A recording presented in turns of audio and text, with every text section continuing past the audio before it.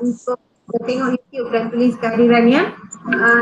This girl mana pergi Aziatul lah? Tak tahu. Dia tak berhubung dengan yang lain-lain.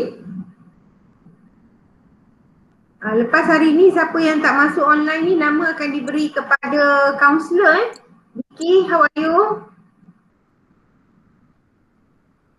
Sin Vicky, jawab sikit. Ya. Okay. Kerja semalam saya semak pukul 12.30 dah kan, saya semak kerja tu. Saya tengok ada yang hantar tu macam Hiong masa saya yang hantar tak jawab, hantar balik. Kenapa boleh jadi macam tu ah? Tak tahu, tapi hantar itu ialah kosong punya, saya tak ada check. Awak hantar yang kosong. Pagi ni saya tak sempat buka di komputer. Sekejap lagi saya buka balik, saya check. Kalau kosong, saya akan PM awak balik ya. Jadi kena buatlah kerja. Kalau tak buat, nama kita bagi kepada kaunselor kesayangan awak tu, Puan Punita. Ya? Okey, jadi kita nak tanya. Kerja yang diberi dalam modul PDPR. Siapa lagi yang tak dapat jawapan? Muka surat mana yang tak dapat? Nanti awak PM saya tak nak buang masa kat sini. PM nanti saya sendkan jawapan. Sebab tu saya bukan nak marah awak tak siap. Saya nak tahu sebab mungkin awak tak dapat cari jawapan. Jadi modul tu kita nak hantar balik pada 4 hari bulan 3 ya. Jadi awak kena siapkan. Jadi sebab tu saya nak tahu muka surat mana yang tak ada jawapan lagi. So maklumkan kepada saya dalam Telegram kita tu. Tulis ya. Soalan mana atau tangkap gambar je soalan tu. Nanti saya akan hantarkan jawapan. Boleh? Ke semua dah siap? Belum. Okey, nanti hantarkan gambar ya sebab saya nak kena hantarkan semua. Semua tak siap. Okey, saya cuba hantarkan ya. Baik, kita hari ni nak sambung dengan tajuk kita yang seterusnya. Sebelum tu nak tanya soalan lah. Ya, tajuk semalam. Yang tak masuk ni ada tengok YouTube ke? Yang tak masuk ni, ada tengok YouTube ke? Ada atau tidak? Okey, soalan pertama saya nak tanya Kesultanan Melayu Melaka bila dia runtuh ya, berikan saya negeri yang menerima legasinya. Maksudnya negeri yang menerima warisan daripada Kesultanan Melayu Melaka. Ya. Pahang Perak. Bagus, Pahang dan Perak. Okey, soalan seterusnya. Dalam zaman Melaka, Sultan itu berkuasa mutlak. Bagus. Baik, dia berkuasa mutlak tu, kita tengok dia berkuasa mutlak yang macam mana? Baring kat kawan. Okey. Dia berkuasa mutlak yang macam mana? Cuba berikan saya contoh mutlaknya dalam bidang apa? Satu, bidang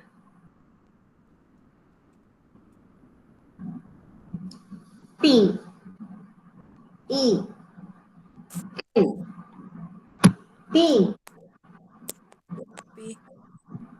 A. Dalam bidang P, E, N, T, A, B. Pentadbiran. Bagus. Satu lagi dalam bidang P, R, U.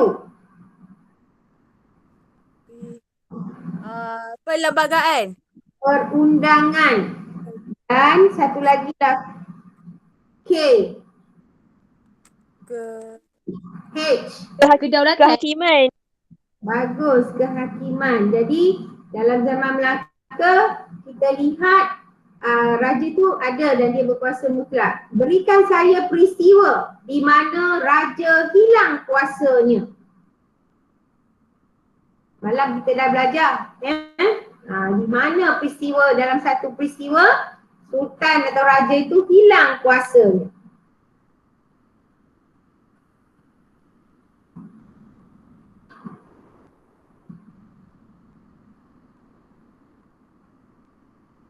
Apabila diperkenalkan M. A. Malayan Union. Diperkenalkan Malayan Union. Masa Jepun menduduki negara kita, adakah kuasa raja itu kekal? Ya atau tidak? Tak. Tidak. Orang lain? Tidak. Jawapannya kekal, ya. Baik. Kuasa raja kekal dalam masa pendudukan Jepun. Yang yang hilang hanyalah selepas Malayan Union diperkenalkan. Okey, dalam masa pendudukan Jepun, ya, berikan saya contoh yang menunjukkan Jepun memberi kuasa kepada sultan-sultan ini. Satu, Sultan Mazdi telah diiktiraf sebagai apa? Matuana? Ketua dan ahli ehwal agama Islam. Bagus, ya. Ketua Hal Ehwal Agama Islam. Dan dia juga telah dibayar Pendapatan. ya, dia dapat gaji, ya, dia dapat pendapatan. Okey, bilakah jawatan yang di Pertuan Agong ini diperkenalkan? Bila? Jawatan yang di Pertuan Agong ini diperkenalkan bila?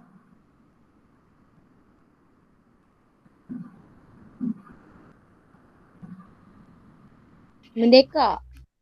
Bila kita merdeka. Bagus. Tahun berapa tu kita merdeka? 1957. Bagus. 1957. Bagus. Bulan 8. Jadi, bulan 8 ya. Nak nyanyi ke Laila? Saya bagi Chan dengan Laila nyanyi. Nyanyi lagu tanggal 31 ni, ya. Okay. Jadi dalam masa itu, apabila yang di Pertuan Agong ada jawatan itu diperkenalkan, apakah peranan yang di Pertuan Agong pada masa itu sehinggalah sekarang? Ya, apa peranan yang di Pertuan Agong itu dari dahulu hinggalah sekarang? Ketua utama negara. Bagus, ketua utama negara. Awak dah bersiap sedia ke untuk sekolah dibuka ni? Sebab selepas cuti, baju dah beli dah kot, ya? Tak ada baju pun boleh, dia datang sekolah kan, jangan bogel sudah lah. Okey, kita hari ni nak masuk dengan tajuk di muka surat 42, unit 3.2 di bawah tajuk sejarah dan kedudukan institusi raja-raja. Ni kalau ada Aziatun nak suruh dia lah cerita kan, sebab dia duduk istana lama kan. Dia pun tak pernah muncul-muncul lah. Okey, nampak ke sharing?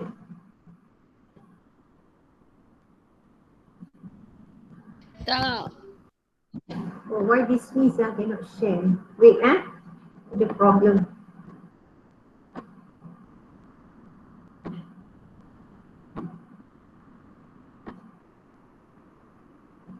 Boleh nampak?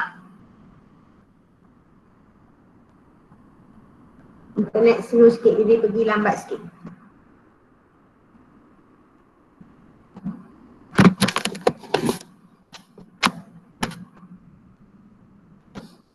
Okey, dah nampak tak? Dah. Angkat tangan seorang. Alright. Thank you. Baik, kita lihat tajuk kita hari ini.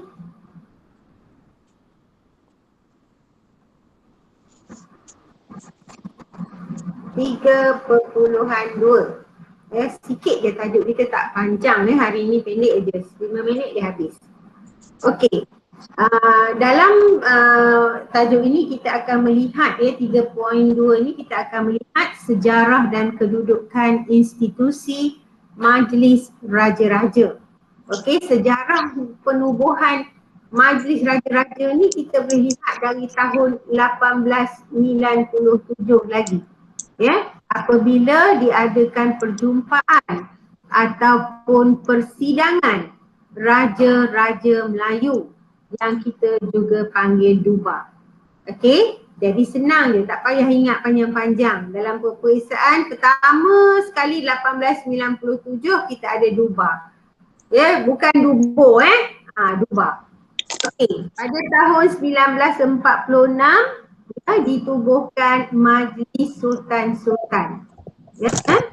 Pada tahun 1948 ditubuhkan Majlis Raja-Raja semasa Persekutuan Tanah Melayu dibentuk. Dalam tahun 1948 ditubuhkan Majlis Raja-Raja semasa Persekutuan Tanah Melayu dibentuk. Okey, 46 kita ada Majlis Sultan-Sultan. Ini semasa Malayan Union. Okey, tadi awak dah tahu kan? Awak kata tadi masa Malayan Union, Sultan kehilangan masa tu. Siapa yang bunyi mic-nya tak tutup tu? Okey, Majlis Raja-Raja wujud ya selepas merdeka. Majlis Raja-Raja ini kekal wujud sehinggalah ke hari ini. Jadi mula-mula kita ada 2, after that kita ada Majlis Sultan-Sultan, kemudian kita ada Majlis Raja-Raja sampailah ke hari ini. Boleh ingat? Boleh. Okey, kita lihat sejarah dia satu persatu. Yang pertama tadi tahun 1897 ditubuhkan Duba. Okey, Duba ni ahli dia adalah semua raja-raja dan residen dari negeri-negeri Melayu bersekutu. Baik, saya nak tanya Hyong. Siapa dia raja-raja yang dimaksudkan itu? Siapa dia raja-raja bagi negeri-negeri Melayu bersekutu? Maksud saya, apa dia negeri-negeri Melayu bersekutu ni? Semalam pun saya ada tanya. Ada berapa negeri dalam negeri-negeri Melayu bersekutu? Hyong? Hari ni Gi tak masuk ha? Gi masuk kan? Gi tolong tolong Hyong ni.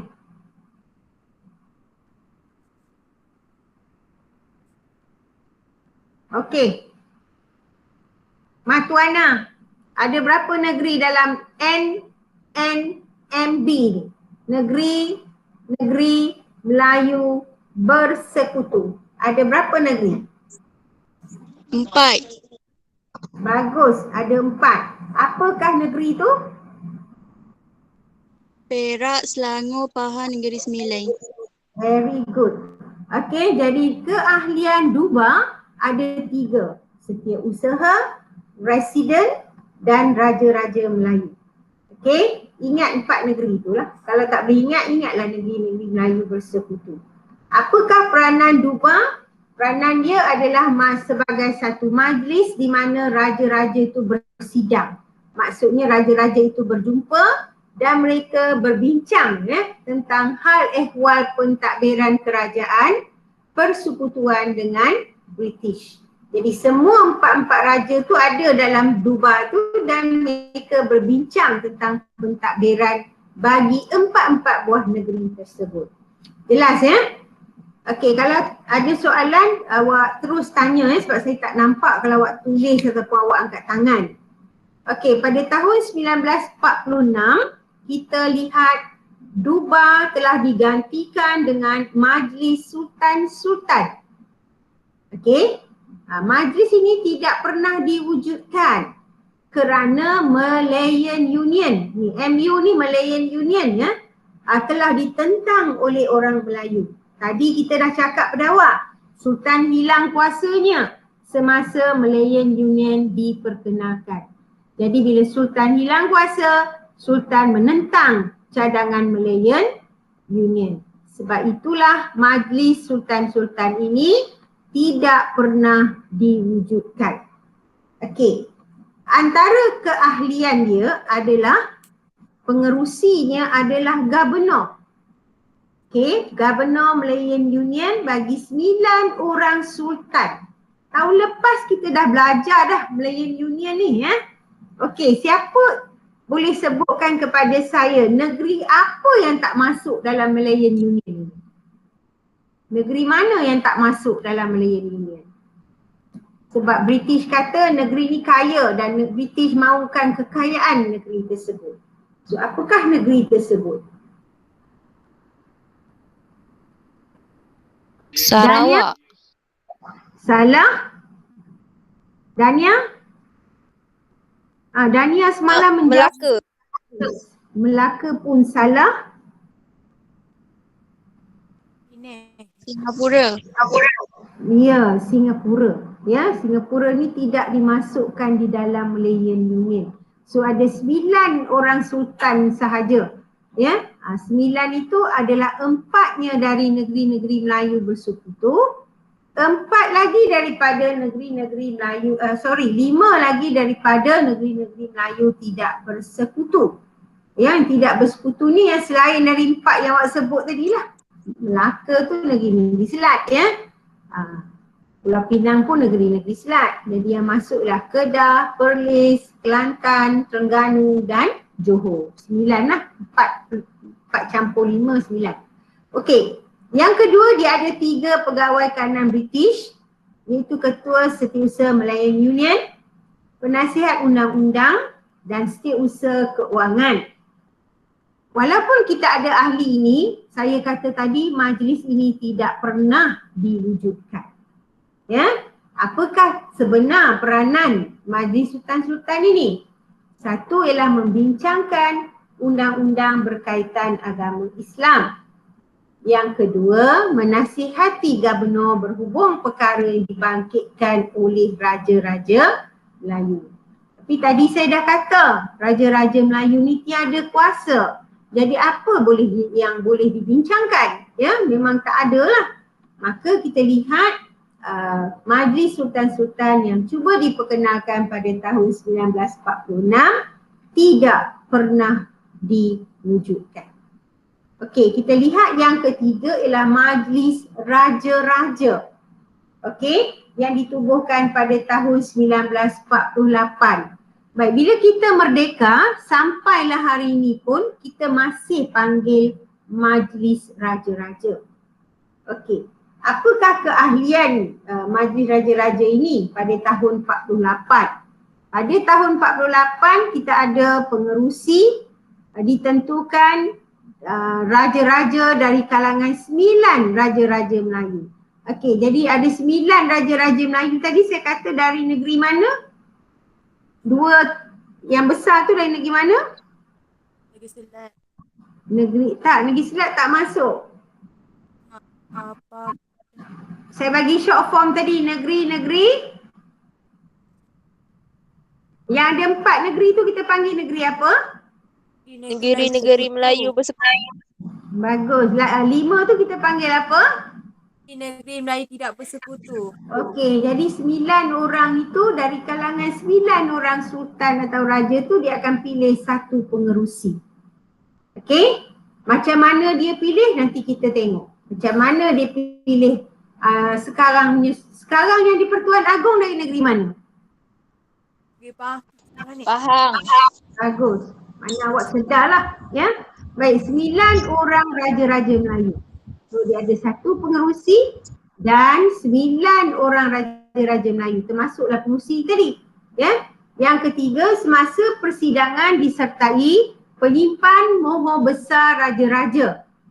Bila masa awak pernah tengok penyimpan moho besar raja-raja ni? Bila? Kat YouTube. YouTube? Masa peristiwa apa? Petabalan kot. Tabalan. Ya, petabalan. Okey. Cubaan yang baik. Yang paling senang sekali. Ini bulan apa? Bulan Islam ni bulan apa? Jangan tanya bulan Islam, bulan Kristian pun tak tahu lagi ya. Okey. Lalu orang tunggu-tunggu dia keluar. Dalam bulan Ramadan. bulan Ramadan lah. Dia nak mengumumkan tarikh menetapkan bulan Ramadan kan. Ramadan pertama nak puasa. Lepas tu kamu tunggu pula lagi sekali bila dia nak keluar. Bila dia keluar pula? Malam nak raya. Kamu tunggu pula dia umum sekali lagi bila nak raya kan. Bila nak raya Aidilfitri, bila nak raya Aidiladha kan.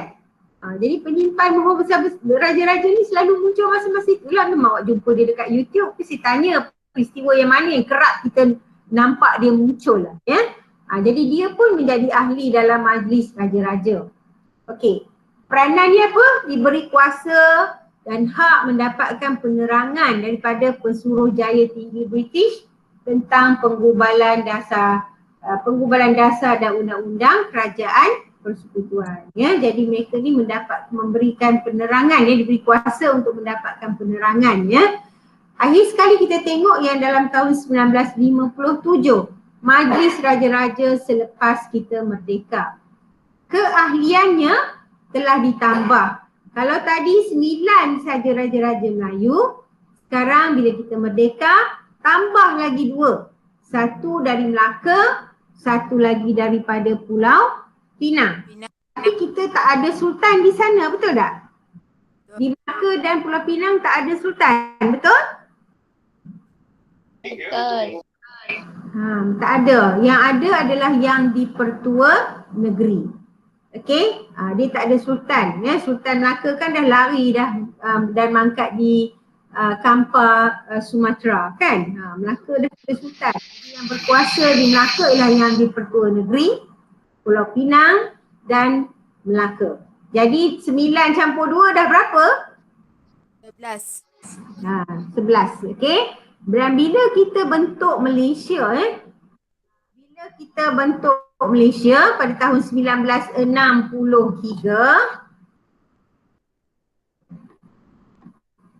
okey, Malaysia lahir 63, yang di Pertua Negeri Sabah dan Sarawak juga telah menyertai Majlis Raja-Raja. So sekarang berapa totalnya?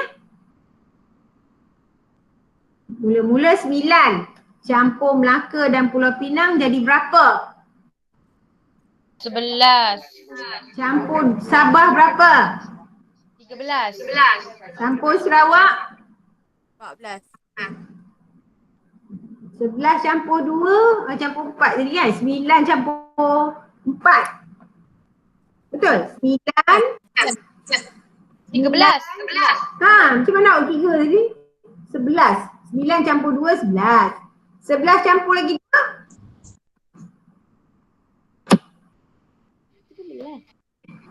11 campur 2 berapa? 13. Ya Allah, ya Rabbi. 11 campur 2 jadi 14. Ya. Pola mana awak begitu ya? Cikgu matematik siapa nanti saya nak pergi tanya. 11 campur 2, 13 negeri. Ya. Okay. Jadi di sini kita tengok yang di Pertua Negeri tidak terlibat dalam mesyuarat pemilihan yang di Pertuan Agong dan timbalan yang di Pertuan Agong. Jadi walaupun kita ada yang di Pertua Negeri Melaka, Pulau Pinang dan Sabah serta Sarawak, mereka tak boleh pilih yang di Pertuan Agong. Yang boleh pilih ni yang 9 orang Raja-Raja Melayu sahaja. Faham tak? Sebab apa dia tak boleh pilih awak rasa? Sebab apa dia tak boleh pilih? Common sense ni sebab apa?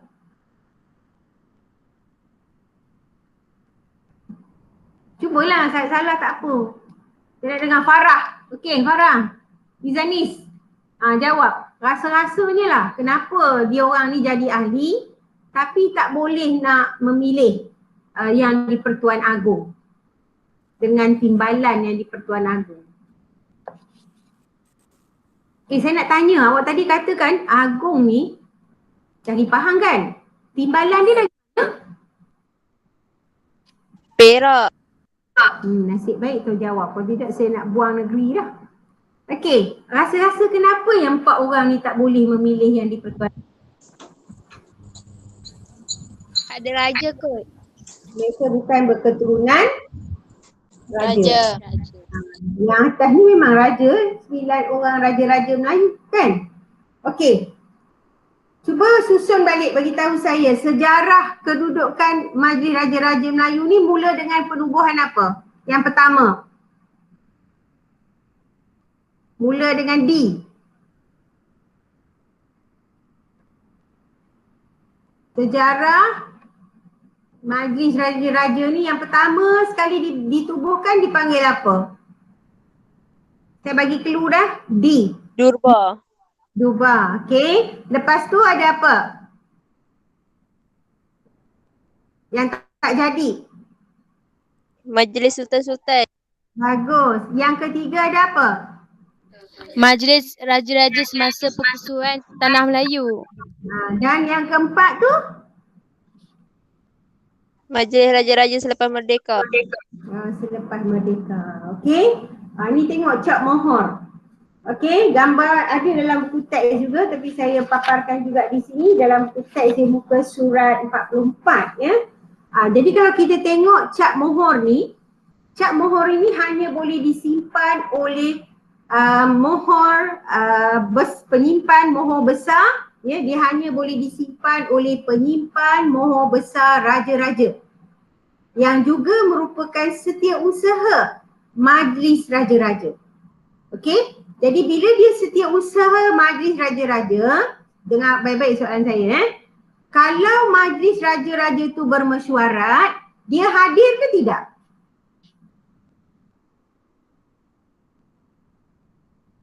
Dia setiausaha. Jadi kalau masa Majlis Raja-Raja ni bermesyuarat, penyimpan mohor besar raja-raja ni perlu hadir atau tidak? Hadir, kena. Kena hadir. Bagus, betul, pandai. Kenapa dia perlu hadir? Sebab dia setiausaha. Sebab dia kan, mana boleh mesyuarat setiausaha. Tadi siapa nak cakap ini? Kan? Siapa dah boleh? Kan bukan masuk kurikulum punya banyak ni kan, ada yang jadi setiausaha kan? Okey, sekarang kita tengok ni Cap Mohor ni. Di atas Cap Mohor ni, keliling dia ni ada gambar apa ni? Keliling ni. Yang ni saya kenal sangat. Ada, kita panggil apa ni? Lambang. Lambang. Kita panggil jata kerajaan. Kita panggil jata kerajaan. Jata kerajaan negeri Perak. Pernah tengok tak? Tak. Pernah. Tak pernah tengok, dahsyatnya. Nanti saya hantar gambar. Semalam saya ada cari, tapi saya nak tutup ni. Saya tak nak lah, nanti susah nak sharing balik. Okey, jadi dia ada 9 negeri saja. Tadi saya kata Majlis Raja-Raja ada berapa ahli selepas merdeka? 13. Bagus. Ada 4 lagi tak masuk kan? Okey. Jadi di sini ditulis perkataan mohor besar Raja-Raja Melayu dalam tulisan Jawi yang tengah ni. Ya? Yang tengah ni dia tulis mohor besar Raja-Raja Negeri Melayu. Okey, corak ini telah dipersetujui ya semasa mesyuarat Majlis Raja-Raja pada 31 Ogos 1948 dan dia digunakan sehinggalah hari ini. Ini permukaan ini ada di bawah ni, ni cop dia. Nampak tak? Saya laserkan kat situ kan? Kat situ. Jadi apa juga dokumen dia nak sahkan, dia letak dokumen bawah ni, dia akan press, dia akan tekan. Dia akan tekan ni. Ya, macam pengetur punya cop tak payahlah macam ni besar, pengetur cop mudah aja kan. Macam setengah daripada awak ni ada beli nama yang telah dibuat rubber stamp kan. Kita panggil rubber stamp lah, tapi ini tak panggil rubber stamp, kita panggil cap mohor besar raja-raja. Okey, cap mohor besar ni menjadi lambang kekuasaan dan kedaulatan raja-raja Melayu. Ya, walaupun dia lambang kuasa dan kedaulatan raja, yang simpan benda ni ialah penyimpan mohor besar raja-raja yang dia keluar masa bulan Ramadan. Besok kita mula berpuasa. Ya. Bila nak puasa tadi cakap macam saya cakap ni, dia ada caranya kan. Boleh kita dengar Syafiqah lakonkan sedikit macam mana penyimpan mohor besar raja-raja mengumumkan besok puasa. Boleh ke Syafiqah? Ke Wahidah ke? Nak buat apa cikgu? Lakonkan, suarakan macam mana dia buat pengumuman tu.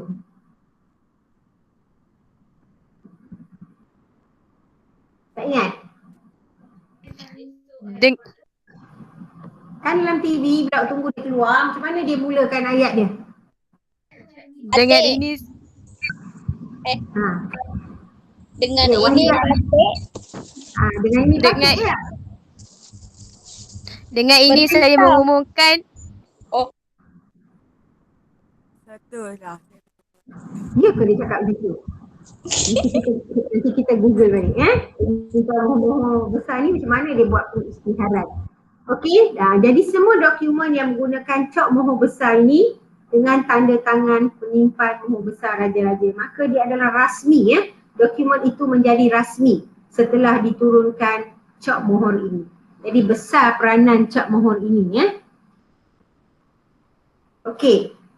Fungsi raja-raja, majlis raja-raja mengikut perlembagaan ada di muka surat 44 dan 45 tu last tajuk akhir ni.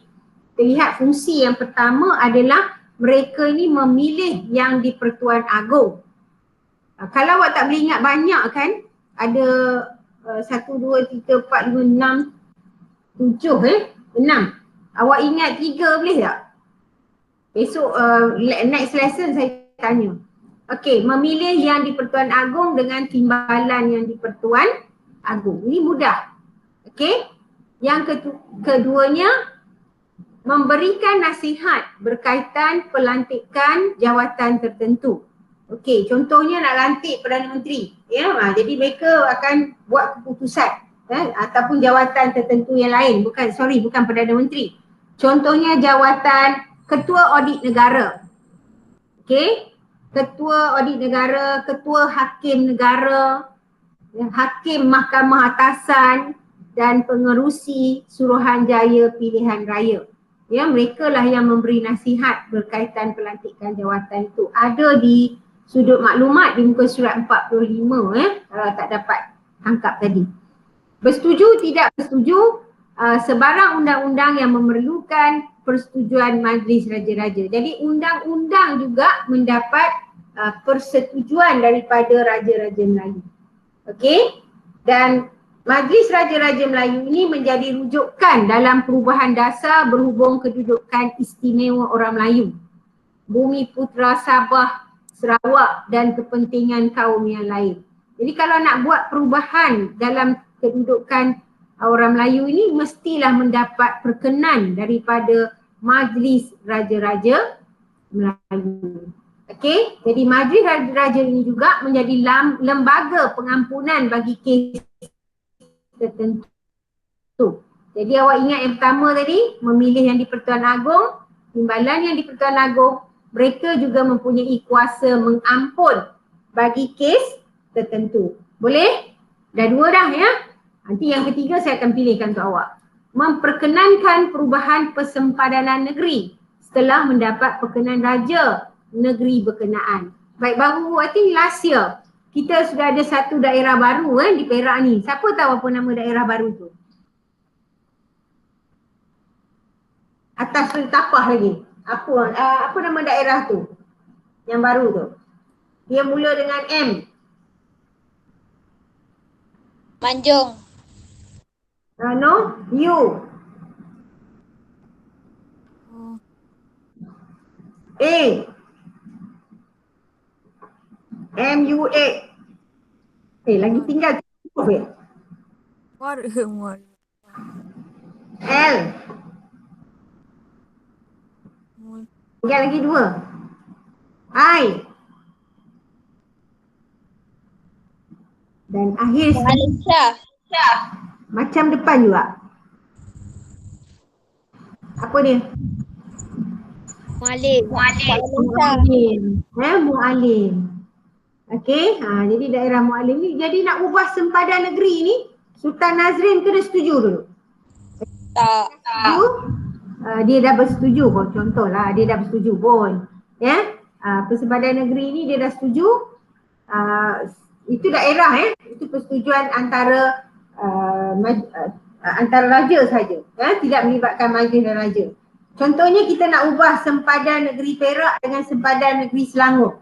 Okey? Jadi Raja Selangor dan Raja Perak kena setuju dulu, kemudian dibawa dalam mesyuarat raja, majlis raja. Akhir sekali, memperkenankan pindaan perlembagaan bagi perkara tertentu. Pindaan maksudnya perubahan perlembagaan itu undang-undang. Memperkenankan itu maksudnya menyetujui. Ya, kita tak kata sultan biasa dia setuju ke tak setuju, dia memperkenan. Tidak berkenan. Ya, dia punya bahasa bahasa khas, bahasa rasmi dia, bahasa istana. Okey, dari manakah majlis raja-raja ini mendapat kuasanya? Mereka mendapat kuasanya daripada Perlembagaan Malaysia. Okey, kesimpulannya, ni awak kenal ni kan? Kesimpulannya, Majlis Raja-Raja merupakan institusi beraja di Malaysia. Ya, dan dia merupakan pengimbang dalam sistem demokrasi melalui dua cara, iaitu dia mempunyai hak untuk dirundingi dalam pelantikan penting dan hak berbincang berhubung dasar negara. Macam contoh baru ni, Perdana Menteri nak mengisytiharkan darurat. Ya, jadi perkara itu dibawa dalam perbincangan majlis raja-raja. Ya, jadi sebab itu mereka ada hak untuk menentukan dasar itu. Jadi darurat diisytiharkan baru ni dengan persetujuan majlis raja-raja. Okey, nak melantik jawatan tertentu mestilah dengan perkenan daripada raja-raja Melayu. Apa jawatan tu tadi? Jawatan Ketua Audit Negara, Ketua Hakim Negara, Hakim Mahkamah Atasan dan Ahli Suruhanjaya Pilihan Raya. Okey? Dan akhir sekali, peranan Majlis Raja-Raja ini wajar dihargai dan dibanggakan, ya, kerana tiada lagi di negara lain. Kerana ni saya salah eja, ya. Kerana. Jadi kalau tengok di negara lain di dunia ni tak ada Majlis Raja-Raja. Hanya ada di negara kita. Itulah uniknya negara kita. Okey. Ada soalan?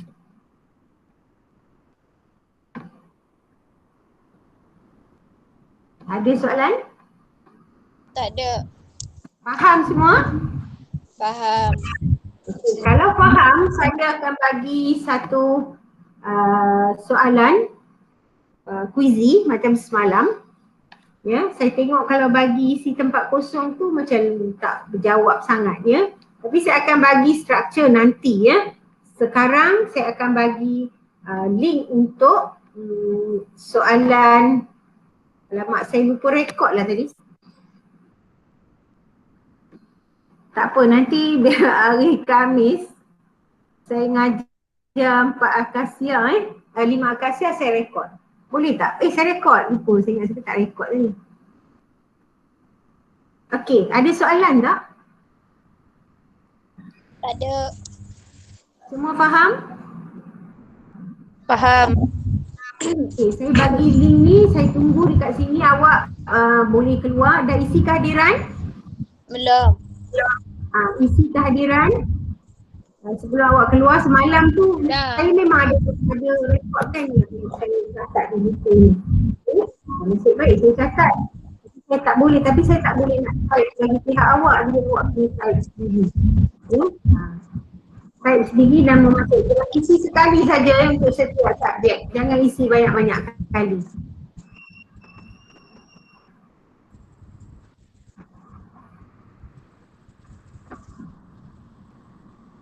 Okey, kalau tak ada soalan, ini tengah awak buat, saya tunggu sekarang. Awak boleh tinggalkan kita punya Google Meet dan membuat quizing. Terima kasih banyak-banyak kerana hadir dalam kelas pada hari ini. Ada 10 orang yang hadir. Ya, teruskan belajar, ya, dan jangan lupa, ya, markah kertas objektif ni tolong bagi. Ya. Okey, terima kasih. Terima kasih, Guru. Sama.